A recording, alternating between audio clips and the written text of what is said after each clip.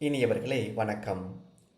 நீங்கள் உங்களுக்கு பணிக்கப்பட்ட யாவற்றையும் செய்து முடித்தபின், நாங்கள் பயனற்ற பணியாளர்கள், எங்கள் கடமையைத்தான் செய்தோம் என்று சொல்லுங்கள் என இயேசு இன்றைய நற்செய்தி வாசகத்தில் அறிவுறுத்துகின்றார்.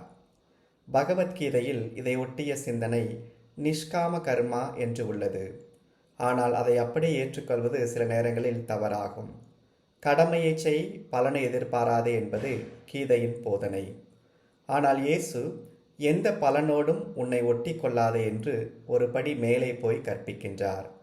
ஏனெனில் பலனை எதிர்பார்க்கின்ற ஒருவர் அதை எதிர்பார்க்கின்ற நிலையில் நான் பெறுபவனாகவும் இன்னொருவர் தருபவராகவும் மாறுகிறார்.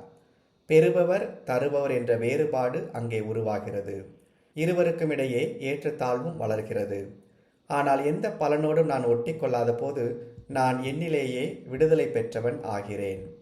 நான் செய்கின்ற பலவற்றிலும் நாம் பலனை எதிர்பார்க்கவில்லை என்றாலும் அடுத்தவர்களின் அங்கீகாரத்தை விரும்புகின்றோம்.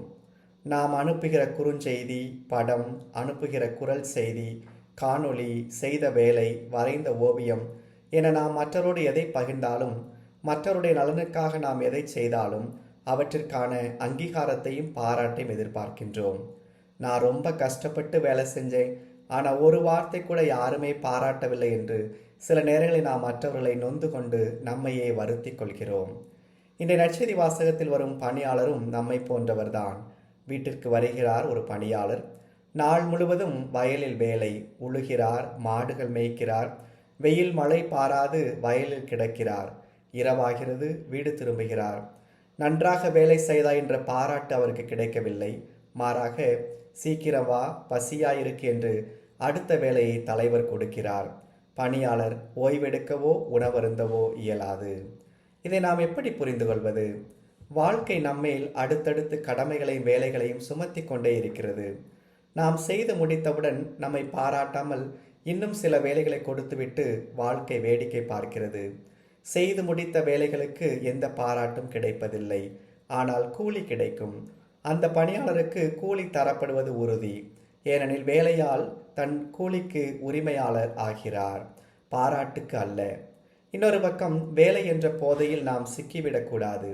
வேலை என்பது போதையாகி வேலை இல்லை என்றால் மனது சில நேரங்களில் அடித்து கொள்ள தொடங்கும். நான் யாருக்காவது எதையாவது செய்ய வேண்டும் என்று சிலர் இயங்கிக் கொண்டே இருப்பர். இது தவறான மனநிலை. இத்தகையோர் தங்களிலே நிறைவற்றவர்கள். ஏனெனில் நான் என்பது என் செயல்கள் அல்ல. ஒன்றுமில்லாததற்காக 24 மணி நேரங்கள் உழைத்து கொண்டிருப்பது வீண்தானே?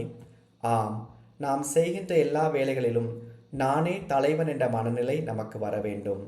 என்னை பாராட்டுபவரும் திருத்துபவரும் நான் மட்டுமே என இருக்க வேண்டும். உறவு நிலைகளுக்கும் இது பொருந்தும்.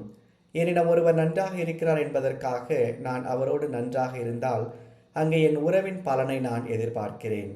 என்னிடம் ஒருவர் எப்படி இருந்தாலும் என் பண்பு இதுதான் என நான் மேன்மையோடு வாழ்ந்தால் அதுவே தலைவன் மனநிலை. பலனை எதிர்பார்ப்பது பணியாளர் மனநிலை. பலனோடு ஒட்டி கொள்ளாதது தலைவன் மனநிலை. நாங்கள் பயனற்ற பணியாளர்கள், எங்கள் கடமையைத்தான் செய்தோம் என்று சொல்வதற்கு நிறைய துணிச்சல் தேவை. நன்றி.